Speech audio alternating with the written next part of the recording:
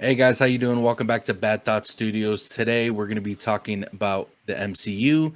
Kevin Feige is being spread too thin with all these movies coming out. Sony and Marvel are arguing about which director they want to have for the next Spider-Man. So we're going to get all into that in this episode. But I want to introduce my panel, Slimer. I'll start with you. How you doing, brother? How's everything? Good man, how are you, brother? Thanks for having me on. It's been an interesting weekend. I was in Orlando, and the traffic coming back was crazy for President's Day. Oh, I But bet. we had a good time. I'm here now. Let's talk Kevin Feige, Hell and I'm yeah. really looking for this conversation with these broskies right down here. Of course, man.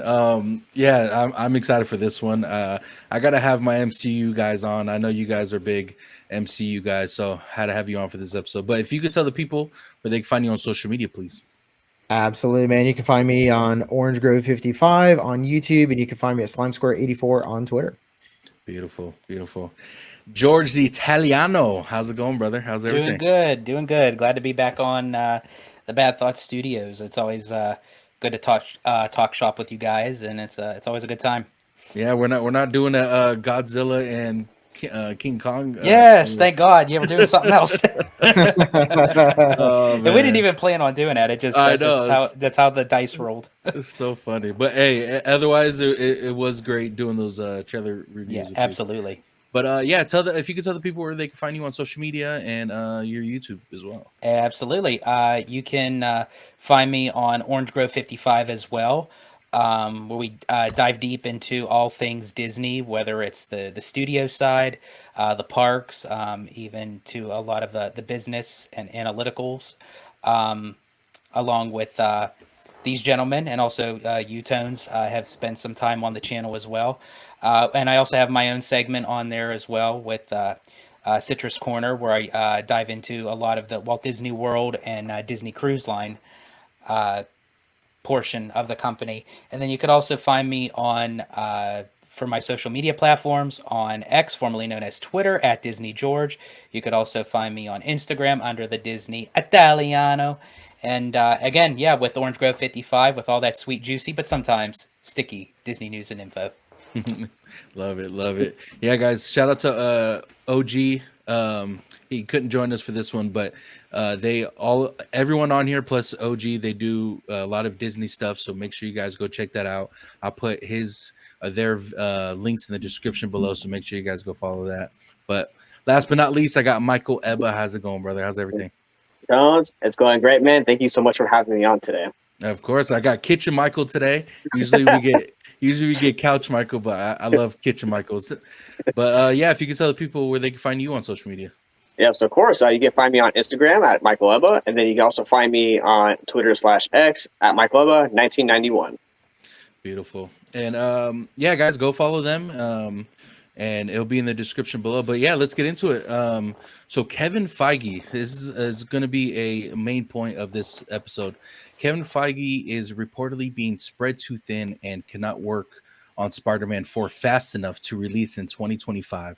Now, we know how much of Marvel's been putting out a lot of movies, but Bob Iger said that they were going to put out less quality over quantity in the next coming up years. But still, Kevin Feige does have a lot on his plate with all these movies that they've announced.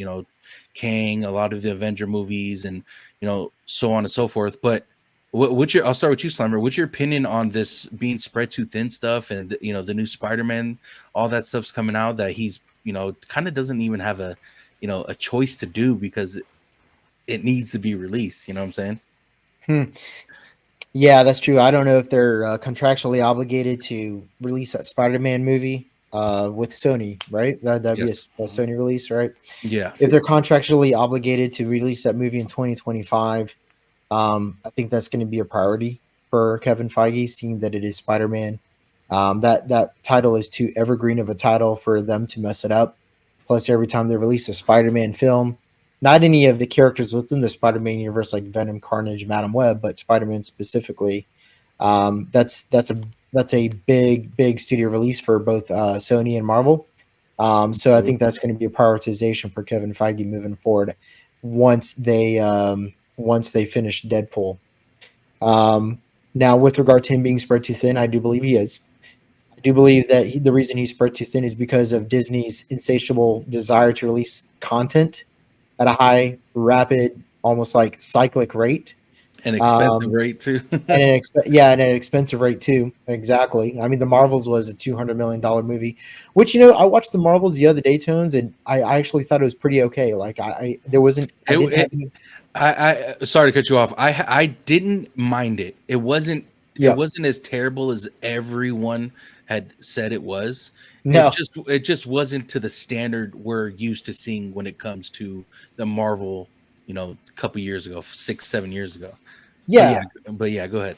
yeah. I honestly, the Marvels, I put it up there with Captain America, the first Avenger, the first Thor movie. It was good. It was a great way to introduce some new characters. Had some good fight scenes.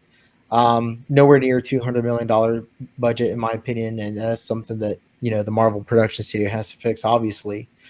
But I'm really hoping that that Bob Iger reels in the amount of content they're producing. I think that Bob Iger is aware now that they're expecting too much of the Marvel brand, that them releasing too many TV shows and movies per year dilutes the Marvel brand.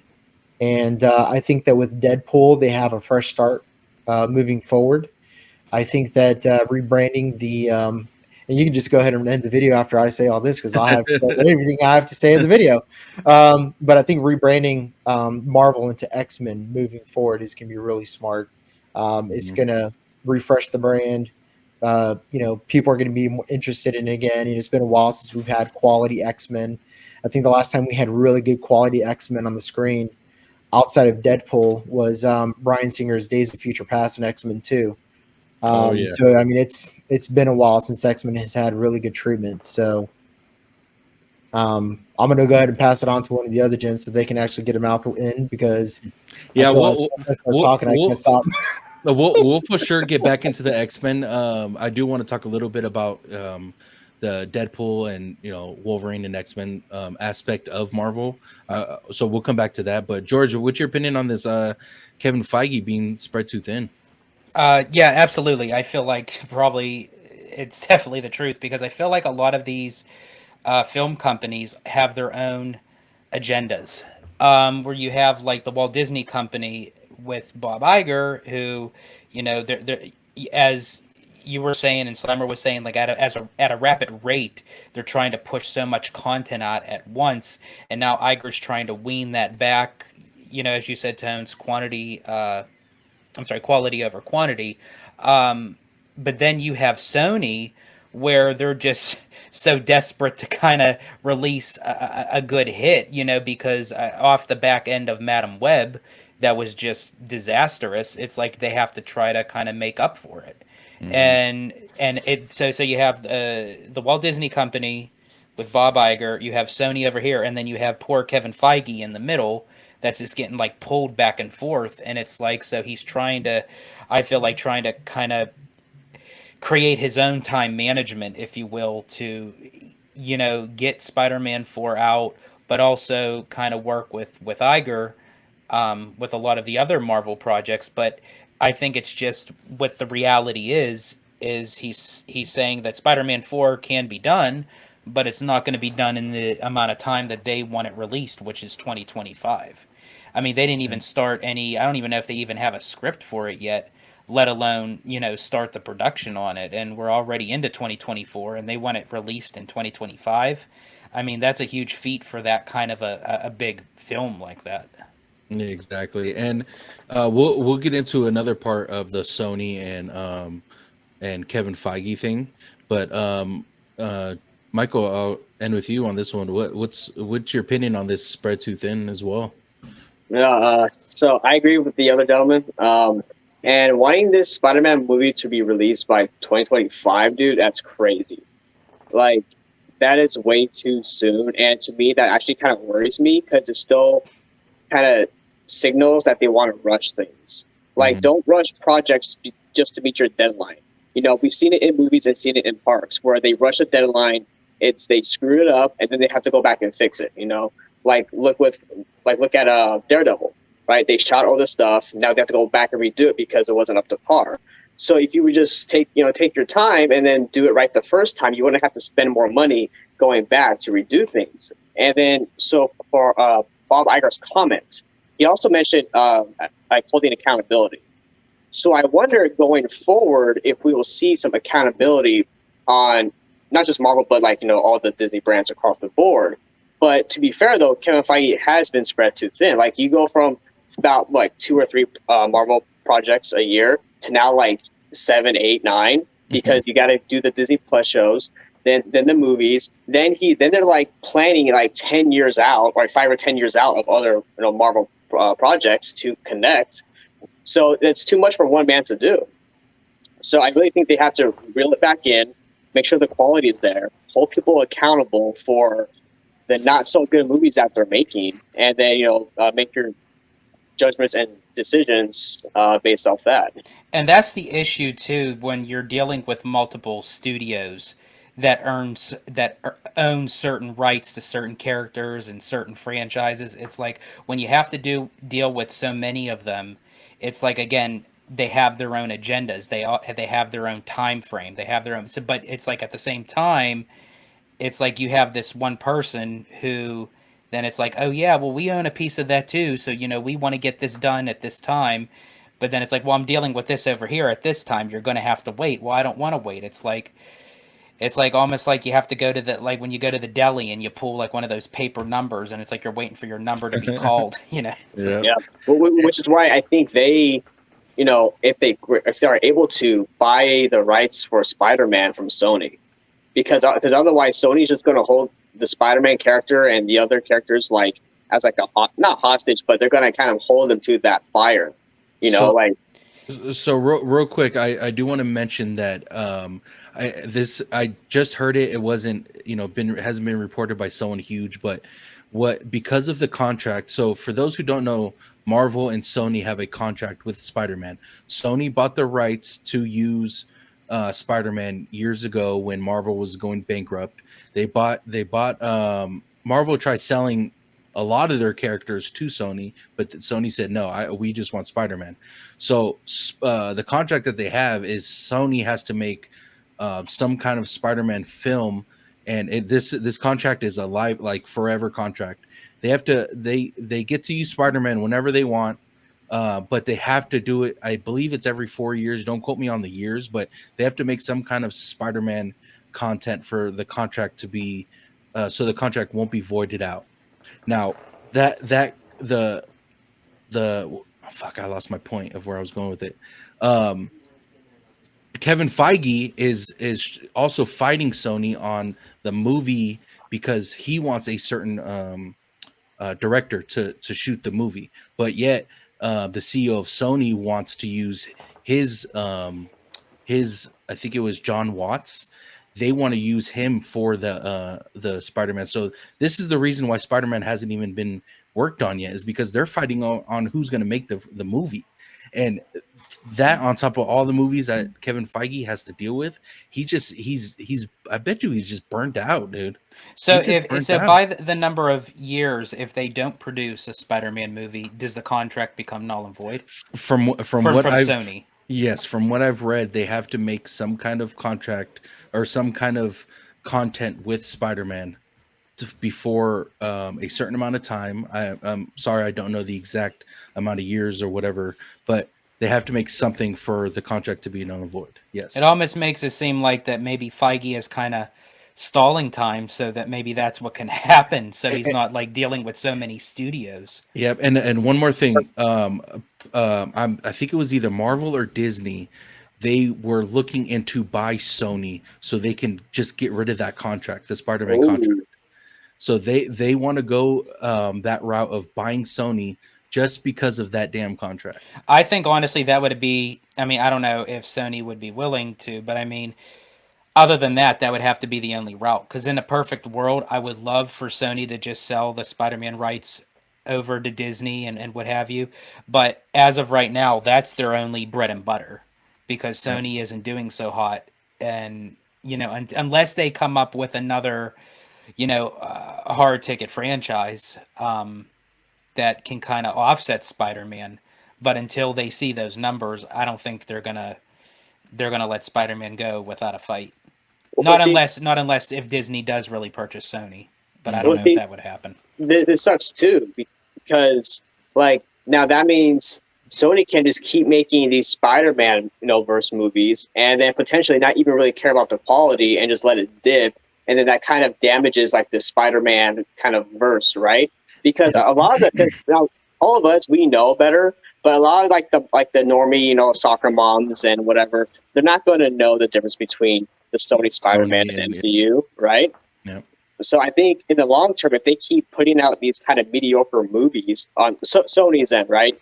I think that might slowly kind of tarnish the MCU. and Spider-Man. not just that, um actors who are being hired for these films, they don't even know that they're not in the MCU. Nope. That's the shitty part. This whole Madam Web casting, they're like, "Oh, I'm so happy to be in the MCU. I've heard nothing but great things about the family and inside Marvel and this and that." And then they tag Marvel Studios inside I forgot her name, the main actress, Jessica Dakota Johnson. Johnson. There you go. I'm sorry, Dakota Johnson. She was tagging Marvel inside her picks for while she was casted, and sure enough, they weren't Marvel. Like the actors don't even know that they're not part of Marvel. So you have a great point there, Michael, for sure. Wow. Yeah. So it's the whole Kevin Feige thing and the CEO of Sony is really frustrating because yeah, they could buy Sony and void the whole contract or take over the whole contract, but at the same time, Sony puts out Marvel puts out so much that do you think just Spider-Man in general is going to be good enough to just cut out? Like, do you think they're putting out too much stuff, even though they have all this shit set up? Well, it's almost like when you look at it, when what you just described with the contract, that after every so often they have to produce something of Spider-Man, and that's a lifelong type commitment for the company. So by the end of the day, I honestly think people would just get sick of Spider-Man in that sense, that they're just going to keep on just throwing stuff out there. And then, as Michael said, does that mean the quality starts dipping because it's just like, yeah, okay, we got our time's almost up. We got to produce something of Spider-Man. Yeah, let's just throw out this half-baked film just to say we did it, And like Michael was saying, that could be a detriment to Spider-Man because and to Marvel in general, because if they put out another Spider-Man, they're like, oh, it's fucking another Spider-Man. Like if more come out and it's shit, people aren't going to know that it's the MCU or Sony. Like it just that makes it even more it should make it a bigger reason to buy Sony, in my opinion. Yeah, I mean, it's really, it would be a travesty if that's the route that they use with Spider-Man. It's a travesty of that. It's a travesty of Madam Web, my ex-wife. It's just all around. Well, I think what made it hard, guys, was I don't remember if it was in the second Venom movie or if it was at the end of Spider-Man: No Way From Home. But they already connected, like the two universes pretty much. With the part with the Tom Hardy and Venom, or Venom seeing Tom Holland Spider-Man like on the TV screen. So already now they're kind of already connected in a way. So I think here's the thing. I think if they wouldn't have had that, I think Sony and Spider-Man would have been okay kind of taking them out after the third movie. And then maybe sometime down the line, bring them back in later for like another Avengers movie or something. But now you already have this small connection between Venom, Tom Hardy, and then Tom Holland Spider-Man. What movie was at the end where they showed Tom Hardy like at that like Polynesian bar? What movie was that where they showed? And then that? he got sucked in. Yeah. I think it was Spider-Man. Yeah, because I think it was Spider-Man. Was it Spider-Man? I believe so. Let us know in the comments which movie it was. But when because you've seen the Venom like go on the like the counter or something. The like counter, that, right? yeah, like a piece of Venom like stayed back. Yeah, I remember that. One other thing I wanted to mention about the whole Sony and Marvel thing. So from my understanding, Sony wanted to bring back Andrew Garfield and Tom Holland. They wanted to bring back the three Spider-Men again. and Kevin Feige wanted to go the route of like a street. What's the guy's name from Echo? The bald guy. Oh, Fuck. Kingpin.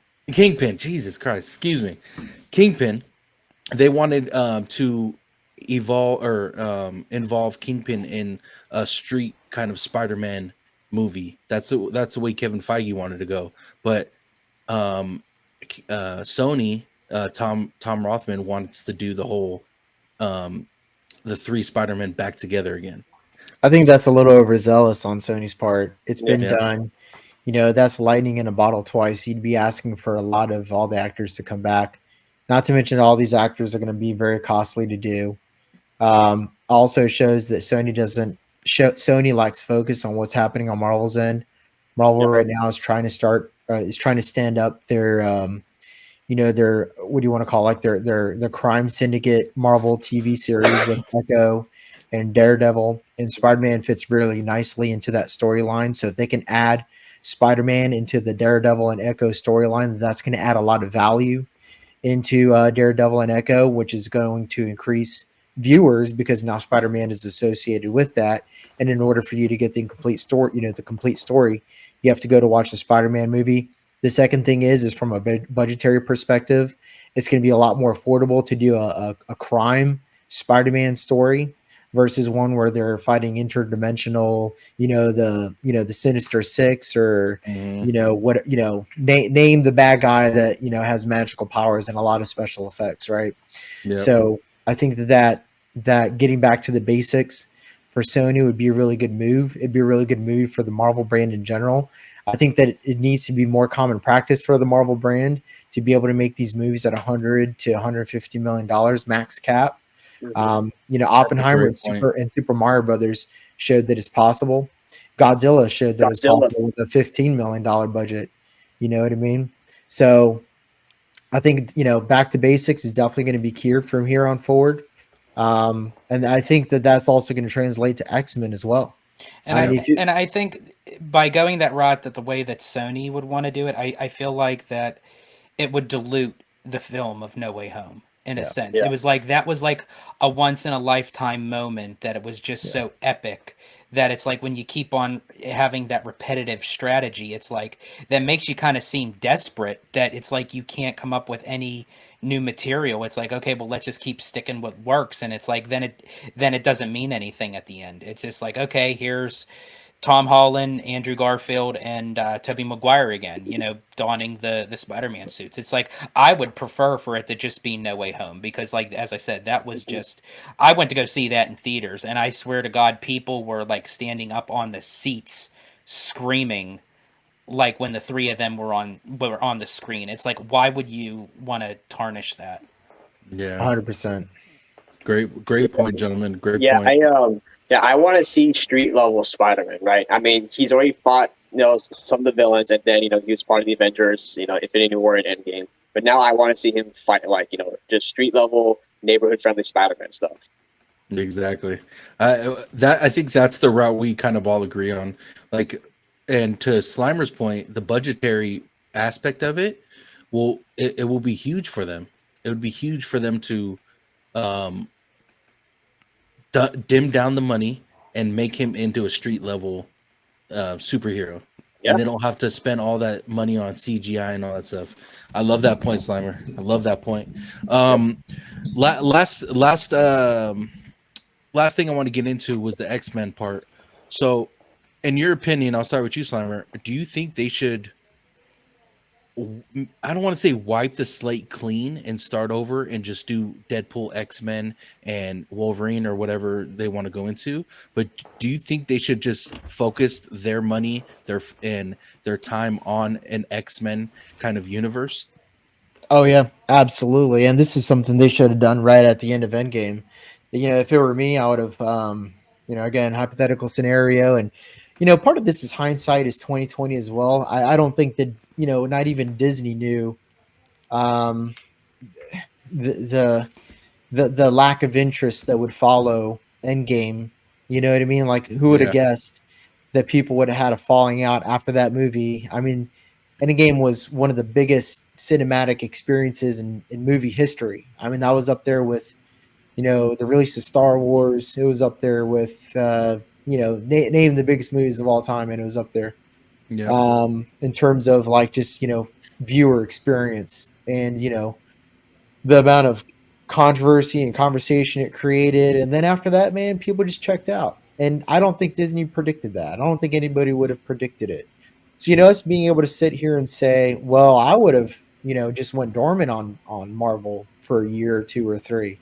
Well, we have the benefit of hindsight when we make a comment like that. So, it was very difficult for Disney to just, put Marvel on a shelf. Like, who would do that, right? Like that could, like at the time, that would have been considered, fiduciarily of fiduciary responsibility. But yeah, I mean that's where we're at. I think that the latest phase of Marvel for the better part of it has been a dud. We've had some really good ones like Moon Knight and Echo, and there's been a couple. I personally loved Thor: Love and Thunder. Shang-Chi. Yeah, Shang-Chi was really good. Eternals is actually a pretty good movie. Despite what a lot of people say, I think that was a pretty good film. But yeah, I mean, I think the X-Men is like the natural course of action from here forward.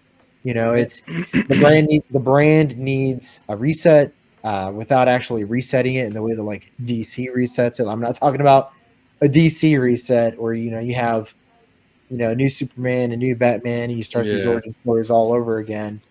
But the end of the Marvels where they, spoiler alert if you haven't seen the movie yet, but the very end of the film, Kinda leads Beast, there, yeah, Beast is in the film, and she's in the X-Men world, and that's the right move. I mean, I think that Kevin Feige knows what he's doing. I think that he realizes that transitioning away from the Avengers into X-Men is the move forward because nobody's talking about Captain America, nobody's talking about Hawkeye anymore.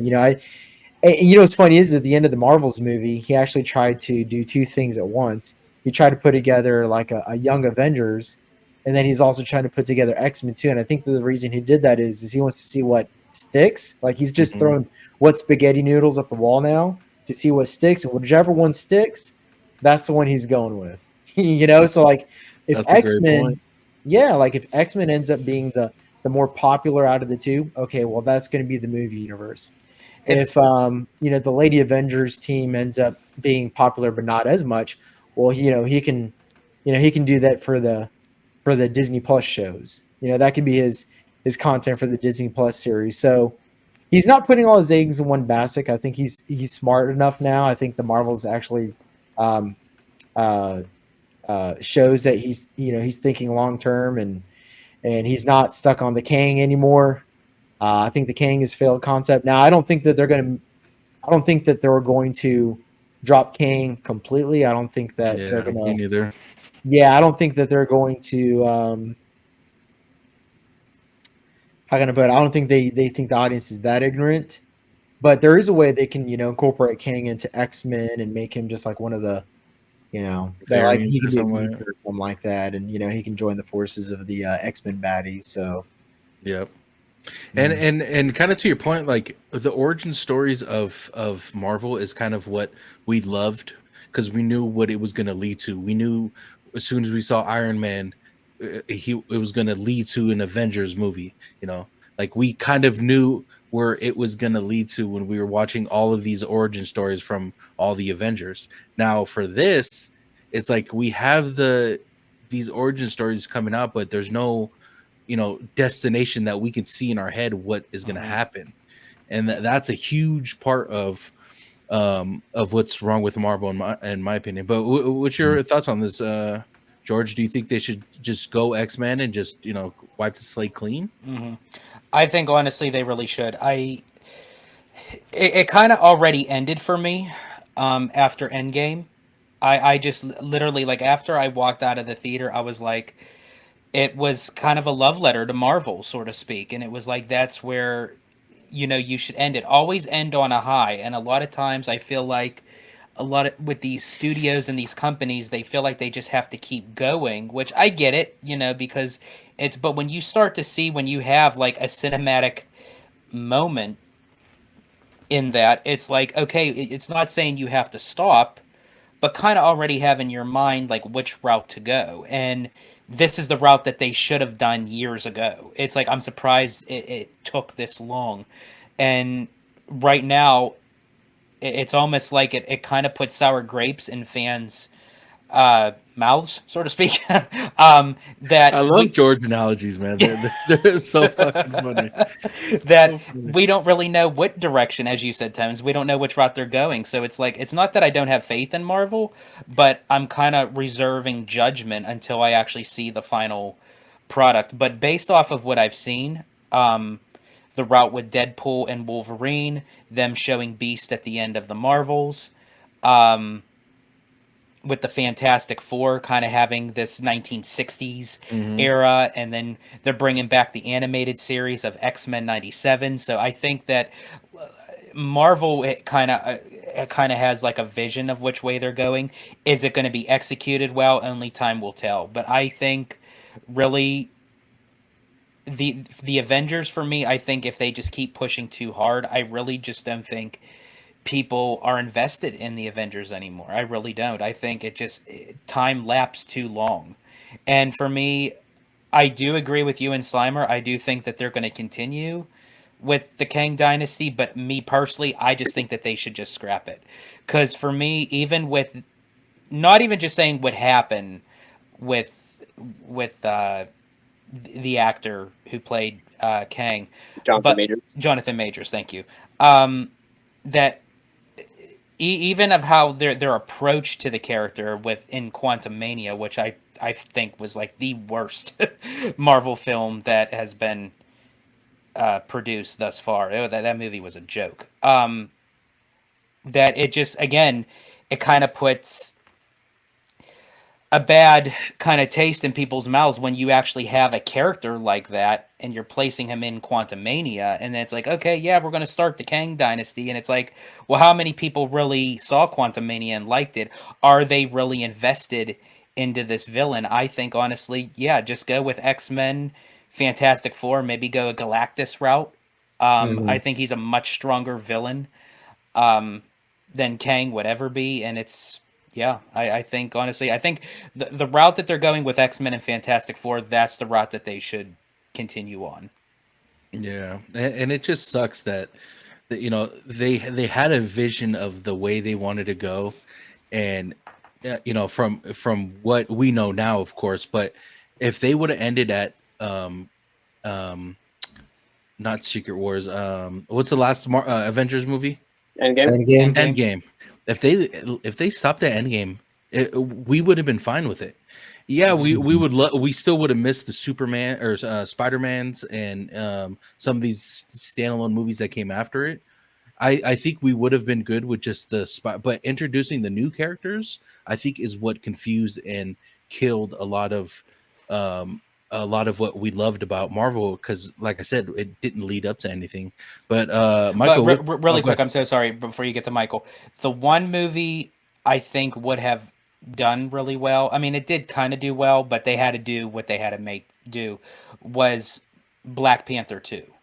Mhm. I feel like that would have been a very strong film had Chadwick Boseman not happened. Unfortunately, what And happened to him. to your point, like that movie, I enjoyed the movie. Hmm. Rest in peace, Chadwick Boseman. But how they integrated a movie without him, or Yeah. how they put her as the new Black Panther, and then we get Chadwick Boseman at the end. We get or not, we get a Black Panther at the end, his son. Like they made that movie to me perfectly. Hmm. I enjoyed both of the Black Panthers. They were kind of, when they first came out, they were kind of like over um what's the word, there was so much people loved, they said they loved the movie, it was like the best Marvel movie. I didn't think it was the best Marvel movie. I enjoyed the movie, I thought it was great, the storyline was great, but it was how they put the second one without him. I think they did it perfectly. They did it well. Yeah. Yep. It was almost like it was seamless. And as I said, I think it would have been an even stronger film had Chadwick still been with us. But Agreed. I think what they had to work with, they done it well. They executed it well.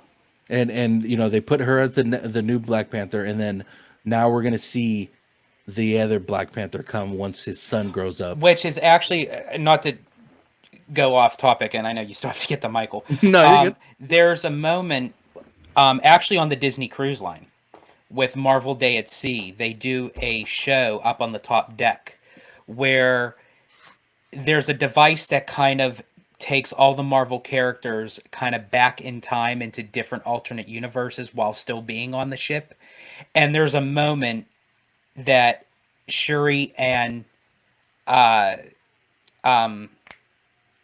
gosh, Chadwick's character's name. I'm drawing a blank. Like he's Black Panther, but I can't think of his name. Oh my gosh, this is sad. Yeah, it is for me too. T'Challa? T'Challa. Jesus God. Okay, yeah. We're both out of it today. Yeah, but shit. Names all episode. where Shuri and T'Challa actually meet back, and it's actually, even though it's a live show that's on a cruise ship, to hear actually the people like awing over the fact that they actually reconnected through different universes was honestly like very, very touching of how they did that. So I just wanted to just throw that in. That would have been so dope to see, dude. That's dope. I like that. But yeah, Mike, what's your opinion on this? Do you think they should wipe the slate clean and just stick with X-Men and Fantastic Four, or what's your opinion on this? Right. So let me ask a question to you guys. Would have bringing X-Men in right after Endgame been any better if they had rushed everything and the quality of this X-Men is of what we already got for these other previous MCU films? Like, would people have liked seeing a lower quality X-Men if they would have had rushed all these Disney plus X-Men shows or movies right out the gate? I mean, I think if they would have rushed it, no, it wouldn't have been up to the same quality. But I think if they would have kept it at the pace that they did with the original like Avengers movies and like the individual movies, like with the first Avenger, with Captain America, First Avenger, Iron Man, I think if they would have kept it like in that route, I still think that we would have gotten good films overall. Had they done what Sony is trying to do with Spider-Man 4, no, I don't think that would have been disastrous. Well, what I think that Marvel should have done is I think they should have continued with their Spider-Man movies. I think No Way Home, Far From Home, Into the Spider-Verse. I think those should have still been made. Yeah. I think that wrapping up the Black Panther story probably a smart idea, but probably wasn't necessary. Kind of the same thing with Ant-Man 3. Not a necessary film. They introduced him because he had a big role in Endgame, and in Endgame he served his purpose. And honestly, they could have ended any sort of independent story of that character on the note of Endgame. And that's true for a lot of the characters in the Avengers movies. A lot of them, their stories wrapped up in Endgame, and I think that's the problem is that we're all saying is that was a wrapped up thing. Like, it had a bow tie on it. It was done. On to the next. They've been spending a lot of money putting out content just for the sake of putting out content because Disney Plus needs it to maintain its subscriber base. Not saying that a lot of it hasn't been good and enjoyable, because it has. But if you're trying to run a multi-billion-dollar, and I do mean multi-billion-dollar movie franchise, you can't just put out content because it's enjoyable. You have to put out content. You put out a standard, and we're used to it. Right. You have to put out a standard. Exactly. And that's the problem with the Avengers Endgame. Like, the standard was set so fucking high with Avengers Endgame that for them to, say, hey, we just did that. Let's keep on going. It was based off of hubris, They didn't go back to the drawing board. Maybe they did, maybe they didn't. But from my perspective, they didn't go back to the drawing board and say, okay, well, how are we going to do this again? Because that's not an easy feat. Endgame, like I said, Endgame, Infinity War. I mean, biggest cinematic experience of all time, quite literally. Not just in dollars, but just the amount of commotion it created amongst the Marvel fans, and everybody was talking about it like it was, it was like a quasi religious experience for a lot of people. So yeah, I mean, the standard was so high, they really had to think about what they were going to do before that moving forward. Now, to answer Michael's question, yeah, have they just rushed out X-Men for the sake of rush? No, I don't think it's just the concept that would have maintained interest in the Marvel universe. It has to be the concept with a lot of quality and care behind it. You know, Yeah. but I think the tone is what tones. No, I'm not saying tones, but I'm saying the tone. It really matters here with where they go the Marvel universe. I don't think that. I think that people have become, and I think I don't want to. I think I speak for everybody when I say, um, the tone of the Marvel universe. It's it's become bland. It's like when you eat pizza over and over and over again, like you lose, it loses its muster. You know what I mean? Like Yep. it's not enjoyable. Like, I mean, you just eat it all the time. It's here's another slice of pizza. Depends on what you're eating. Yeah, pizza. All right. Or the boardwalk pizza is George's favorite. So, But I do like, and I'll just say this: I think that a different flavor of Marvel, right? I'm not just saying like another IP or not just the characters, but another flavor is also necessary too. Like you can do Marvel, but it's got to have a different tone to it, and I think Deadpool really sets the baseline for what that tone would be moving forward. yeah. So now to answer Tone's question, sorry. No, you're good. I think Marvel should have waited about like maybe 3 years, a good solid 3 years, to let like that hype of Endgame kind of dwindle down, and then they could use that time to figure out, okay, what's the proper steps, like what you were saying, Slimer, right? What's the proper steps to move forward, right? What characters do we use and whatnot? Instead of just rushing out everything that they did for Disney Plus and all the projects they wanted. That way they can really have a creative vision focus. And here's the thing, like I was really excited for Kane. I actually still want to see more of him. The problem is that unlike Thanos, they didn't build him up to anything at all, and they just slapped him in Ant-Man as like he's like another kind of lesser villain, right? Like I wanted a big threat, and he's not currently. So Wait, can you back up a little bit? Yeah, you like cut out for me. Oh, I don't know if it cut out for you guys. Yeah. Okay. So I think that I would like to see Kane more. He, he was in Ant-Man 3. He wasn't like, he was just placed in there like a regular baddie, right? But there was no build up to him like there was for Thanos. Yeah. And now we're just kind of like wondering what's going to happen with him, and it sucks, because I want to see what he could have done. I want to see the threat level of Kane because I don't know anything about Kane. Like I said, like I never read any of the comics or anything like that, right? I'm just an MCU fan. So all these characters are new to me. And then the other issue I think that happened is that instead of, carefully handing off the torch to the newer characters, they just kind of are just giving us these new characters, like these new shows of these characters. Like we have no idea, like Moon Knight, right? I love Moon Knight. I love Oscar Isaac playing as him. But they only did one season and then nothing else. Like, what are we going to see Moon Knight again? Are they even going to do another one? Is he part of the current MCU? Is it something else? Right? So, like, they're not really feeding us the correct pathways to these next Avengers movies plus Kane. So I feel like they're just kind of all over the place now. Yep. Hey, great point. And Moon Knight was such a great movie, show. And another movie that you don't, you see Shang-Chi for me was a just phenomenal movie. Like the movie was great, but yet wait 5 years to make another Shang-Chi. Like it makes no sense. No. And they keep introducing new characters. And guys, let me state this because I know it's true for all of us, and I speak for all of us when I say this.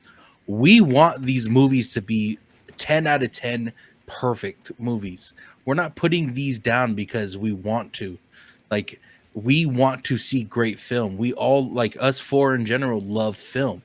Doesn't matter if it's Marvel or not. But at the same time, we're not getting that, so we're frustrated. And you know, we're not saying these movies are bad and not giving you examples of what will make it good. We're giving our, you know, our criticism about what we're seeing, and we want to succeed like that. That's where our mindset is, and I think I speak for all of us when I say that. Like, we want to see great film, and unfortunately we're just not getting it. And you know, we make, I mean, this episode wasn't about, you know, the whole thing about Marvel. It was about Kevin Feige, but it's what it leads to. That's what, Right. when we talk about Marvel, it leads to our frustration and what we're seeing. So let me ask you this: what's the guy? And this is for everybody. What's the proper op tempo from here forward for Kevin Feige? Is it one movie per year? I mean, to me, that seems like if you guys could have one movie that was a 9 or 10 for the year versus two shows, two movies that are like a 5 or 6 out of 10. So Is that a okay, good trade-off? so can I answer it like this way, Slimer? If this is fine, Yeah. I would prefer if the shows were more like this, right? Keep the movies as like the mainstream like story of your MCU, Mhm. and then have your TV shows be like the extra stuff for whatever character, right? But they're not required to know the main like overall story. These are So just like shows aren't canon and movies are canon. That's what you're saying. no, I mean, so the shows can be canon, but they're not required. Like the content that's in them is not required to know the main story of the movies. Gotcha. Just like they're kind of like I don't know, like Daredevil's, you know, his own kind of side story, but it's not involved in the overarching plot of the phase. Gotcha. Yeah, go ahead, OG. Go ahead, George. Well, you really aren't getting the names this No. this time. I'm all fucked up. I'm all fucked up. For me, I would be fine with one movie a year as long as it's done with quality base. I think honestly, if it was one movie a year where it's just like, okay, we're on a deadline to get a movie out, I'm good even with every other year. You know, I'm good because it builds up that anticipation, where it kind of gives people a break. And I think actually that's what it is too. I think people just got so burnt out of just constantly going to see something of Marvel and they don't even know what the hell they're seeing because as Michael was saying, it's like, okay, well, you have to watch all these series to kind of tie into the films. Well, what if you don't have a subscription for Disney Plus, but you enjoy watching the movies? It's like, okay, that's a big chunk, you know, taken out of it. So I'm actually okay with it, like every couple years, to be honest with you, as long as it's done well. As I said, it builds up the anticipation. It gives you something to look forward to, and you don't burn out in it.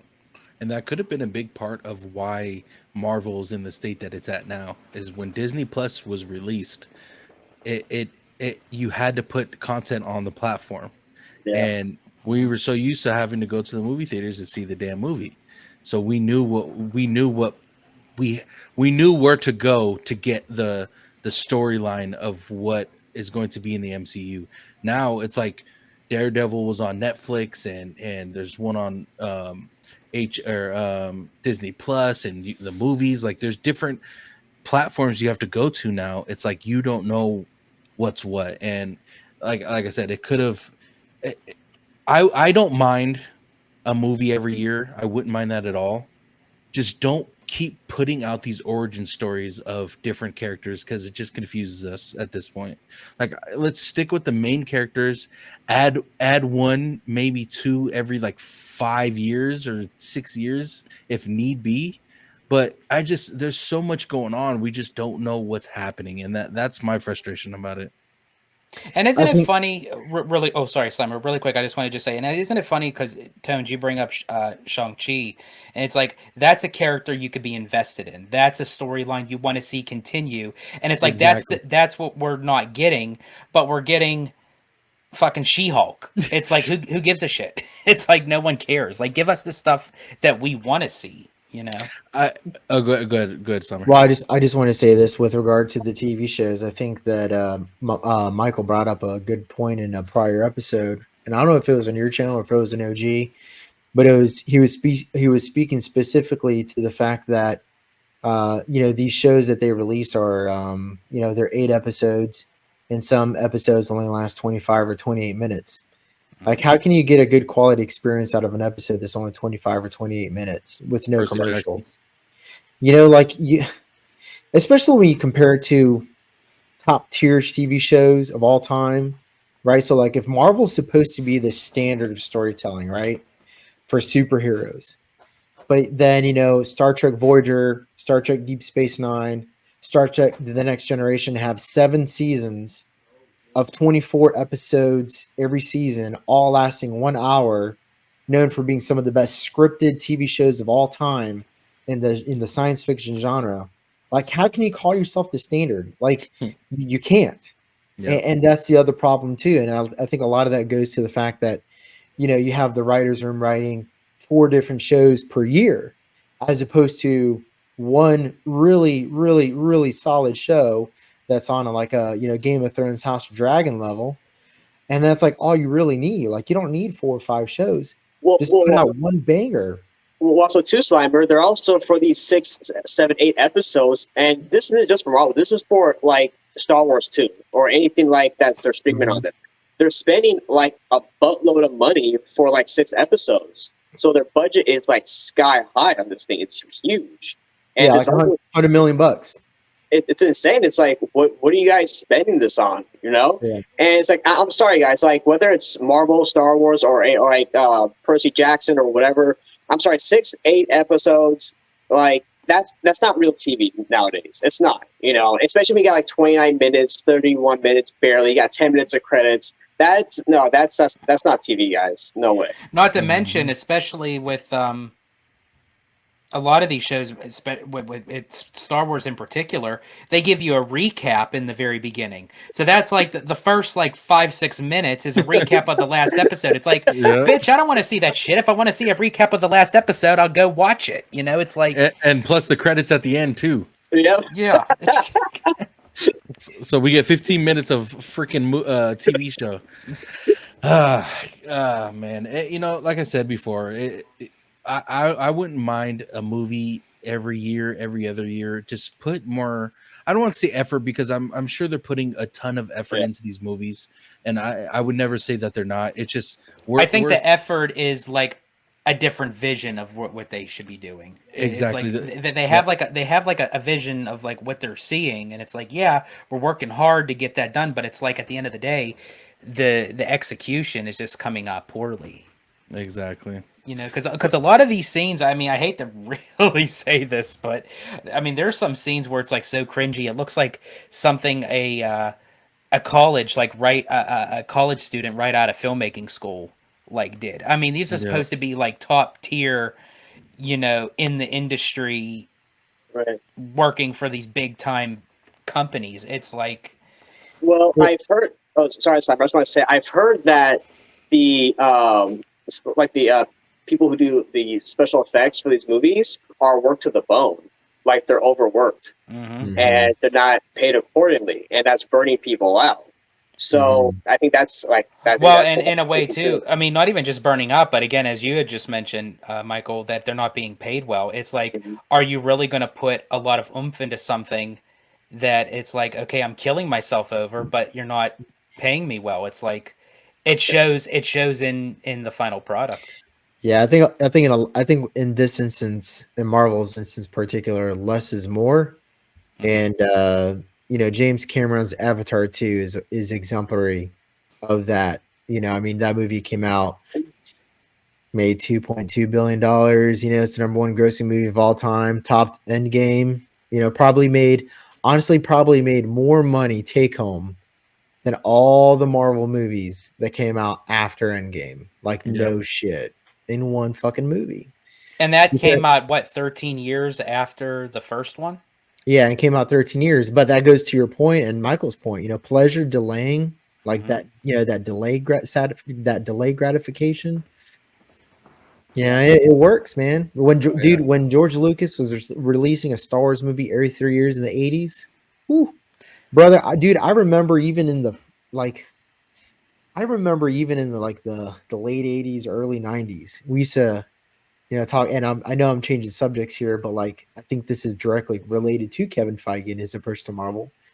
But you got to let people talk about this stuff for many, many years. Mm-hmm. Like let the rumor mill spin and spin and spin for years and years and years. So And that don't when the movie drops, like everybody's ready to blow their load, Mhm. Yeah. you know what I mean? Well, Everybody and pops one off and it's a good one. yeah. Oh, um, shit. wait, where was I going? I think Georgia's blue is blowing right now, man. Yeah. Yeah.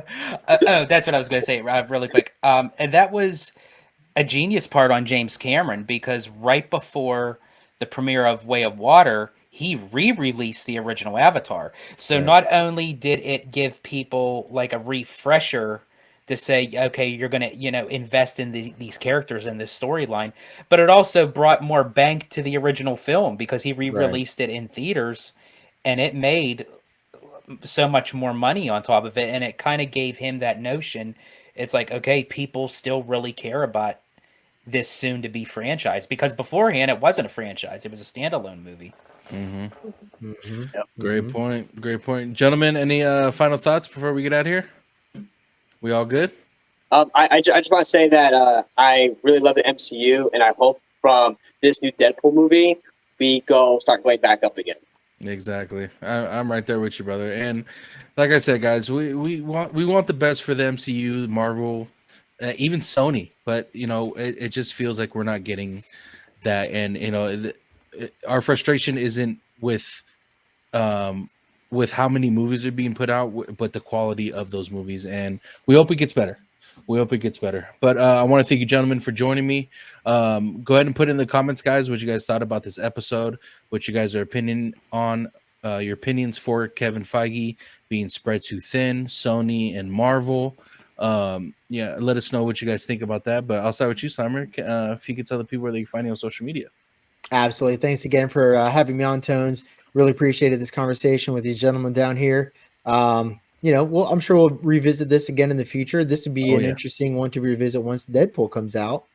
And we can talk about what they did wrong and what they did right with that. I think this can be a lot more right than wrong, however. But you can find me here on YouTube at Orange Grove 55.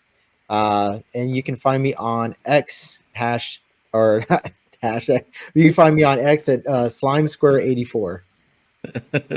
I was like, Hash, where's that? But yeah, I appreciate you coming on, Slimer. Thank you so much, man. Thanks. George, if you could tell the people where they can find you, please. Absolutely. You can find me on X, formerly known as Twitter, at Disney George. You could also find me on Instagram under the Disney Italiano. And of course, you can find me on my home base on Orange Grove 55 with my segment Citrus Corner, where I dive deep into Walt Disney World and the Disney Cruise Line, and with all that sweet, juicy, but sometimes sticky Disney news and info. Beautiful, beautiful. Thanks again, George. Appreciate you coming on. Thank you, sir. And Ebba, Mr. Ebanator. So Yes, sir. From what I'm told, people call you that, right? I Yeah. believe I heard George OG call you. Yeah, we call him the Ebanator. He's a big spider. He actually kind of resembles Peter Parker, so we call him Michael Webber. So, I love it. I love Don't it. give Sony any ideas, bro. I know, right? Oh man, but yeah, if you could remind the people where they can find you on social media. Oh yes, definitely, Thomas. I appreciate it. Thank you so much for having me on with these gentlemen and you. It's been a pleasure. You can find me on Instagram, Michael Ebba, and then also Twitter/X at Michael Ebba 1991. Guys, I will have all their information in the description below, so make sure you guys go give them a follow. If you guys want to follow me on social media, Tones_TV on all platforms. And don't forget to subscribe, comment, and like the video. Also, if you guys want to watch my podcast, I do with Candid Camper, Bad Thoughts Podcast on Spotify and YouTube. All right. Hope you guys have a great night. Love y'all.